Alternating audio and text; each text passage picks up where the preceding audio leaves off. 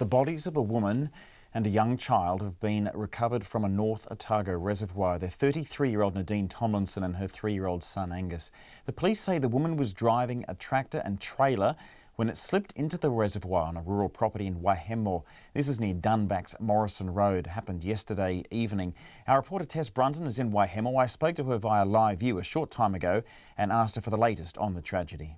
So I've just spoken to one of the family members who's confirmed that the mother and the son, the 3-year-old son, have been retrieved from the water.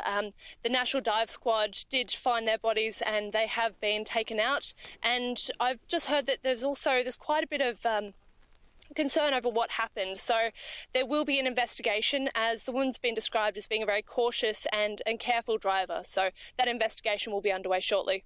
There was talk of the ground had lots of dew on it. From all reports, it sounds like a freak accident. Have you managed, in speaking to some of the locals there, to get any other detail about how it happened? No, at the moment that's really unclear, and that will be discussed in the investigation.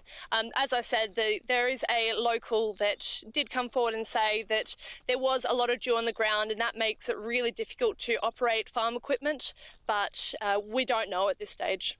Now, Tess, you've been there and you've been talking to some members of the family as well as people in the community. They must be devastated by what's happened here. The family and the community is really reeling from this news. I've spoken to several residents and also the one family member, and they've all just said we're in too much shock. We can't talk right now. They are in a state of disbelief. The mother and her son have been described as a really lovely family, and she is leaving behind her partner and her young son. So it's devastating news for the community, and they're really just trying to get their feet back.